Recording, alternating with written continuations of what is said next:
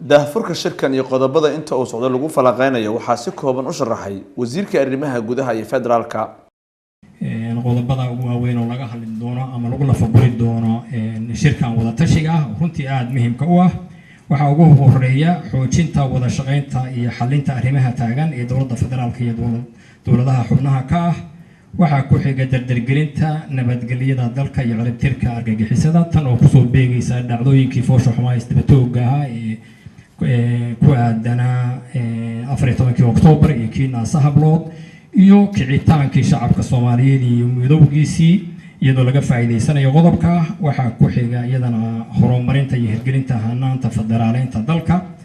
waxa ku xiga dardargelinta dib u eegista dastuurka iyo abuuritaan hanaan wada jira oo arrinta laga shaqeeyo waxa kale oo ku xiga barnaamijka la xiriira geedi socodka doorashada hal qof iyo hal cod 2020ka iyo qodobka ugu dambeeya oo ah mashaariicda horumarineed iyo kuwa gargaarka ah dalkooda sidii loo gaarsiin lahaa ama looga faa'iideysan lahaa qodobadaasi waa qodobada dooda laga geli doono oo si qoto dheer looga hadli doono. madaxweynayaasha dowlad goboleedyada iyo gudoomiyaha gobolka Banaadir oo hadallo kala duwan ka jeediyay goobta ayaa muujiyay baahida xilligan loo qabo in dalka laga xoreeyo kooxaha nabadiidka ee dhibaatada ku haya shacabka Soomaaliyeed. hormaarin maqraaca ma jireen dadkan intaan faloorkan fadhidaa mas'uuliyiin ama wallahi iyaga la weydiinayo aan isku dayno inaan koor u fakaro waxyaalaha hoose waxaan anugu tabanayo waxa cali tabanayo waxa Umar tabanayo kulli intaan ka baxno waxaan ka hadlaynaa inay noqoto wax dadka iyo dalka wax taro waxaan codsanayaa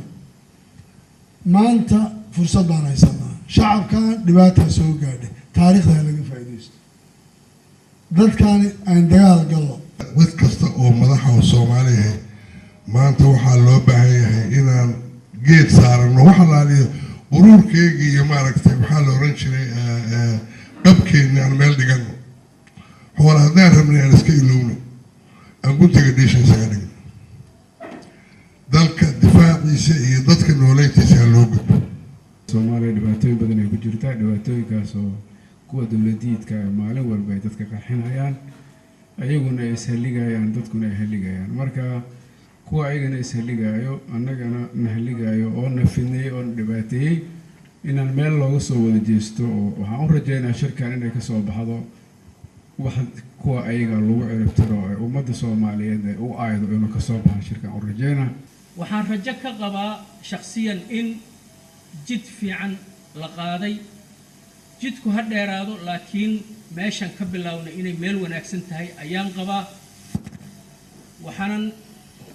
niyad fiican uga codsanaynaa madaxdeenu inay jidkaas muxuu ahaa ii sheegeen ay nagu hogaamiyaan shirkan aad isugu kaay keentay oo aad naga casuumtay oo aan isleeyahay runtii wuxuu yimid waqtigii ku habboonaa maanuhuba dabcan waxaan idhaahnaa maanta ayay ku habboonta in la isu yimaado laakiin kolle waxay ila tahay waa marxalad iyo taariikh aan marayno maalin walbana waqtigeeda ayay leedahay iyo dhibteeda iyo wax ka qabadkeeda in la isugu yimaado dabcan dad baa dhintay Soomaaliyeed oo tiro badan meel kasta waa ku dhintaan cadowga uu dilay marka tacsiin la diraahay waxay ila tahay wax iska caadi ah tacsiidii 14 waa diraynaa tii ka dambeysay 20 waa diraynaa tacsiid waxay u baahan tahay in laga jawaabo wixii la diray ficil laga muujiyo oo laga jawaabo way muhiimad taasna waa isku raacsanahay dhamaanteen Soomaaliya maanta waxay u baahan tahay haliyeeyo taariikhda wax ku beeriya oo jiilka soo socda ay xusaan taa oo macnaheedu tahay kaalinta ay ku yeeshaan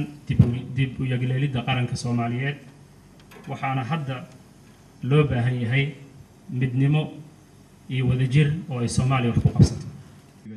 madaxweynaha jamhuuriyadda federaalka ee Soomaaliya mudane Maxamed Cabdullaahi Farmaajo ayaa sheegay inuu rajeynayo in shirkan uu noqdo mid waxtar badan u yeesha sidii dalka looga sifayn lahaa al-shabaab iyadoo hanaan ku saleysan iskaashi loo marayo xaqiiqda dad badan ma oga dalka inuu dagaal ku jiro anigu waa cilaamiyay dagaal laakiin dagaal dalku wuxuu ku jiray muddo 10 sano ayuu dagaal ku jiray dagaalkan waxa loo daayay oo kaliya ciidamada qalabka sida oo geesiyiina inay wajahaan iyagoona dhaqaale badan haysan mushahar fiican aan la siinin daryeel aan lahayn uu saaran yahay cunaqabateen dhanka hubka uu saaran yahay. shirkaani waa muhiimadiisa ugu horeysana waxaan saaraynaa oo diiradda aan ku saaraynaa sidii aan ciidamadeenna aan isugu dhafi lahayn shanta maamul goboleed dowlad goboleed iyo dowladda dhexe sidii ciidankeena aan isugu dhafi lahayn oo aan meel walba aan uga qaadi lahayn weerarka ama hujuumka aan uga qaadi lahayn. hawshaasna runtii inta uusan shirkan dhammaan waxaan rajaynaynaa inaan aan bilaawno ama aan dhammaystirno qaabkii aan u dhisi lahayn ciidanka, miisaaniyaddii aan siin lahayn, qalabkii u baahnaayeen, dad naguma yara. guddiyo farsamo oo loo xilsaaray dooda iyo falanqaynta qodobada shirkan ugu muhiimsan ayaa ugu dambeyn maalmaha soo socda waxa uu qorshuhu yahay in go'aamo taageero siin kara la dagaalanka al-shabaab ay dowladdu ku dhawaaqday ay soo baxaan. cali baashi cabdulaahi, warbaahinta qaranka, madaxtooyada Soomaaliya.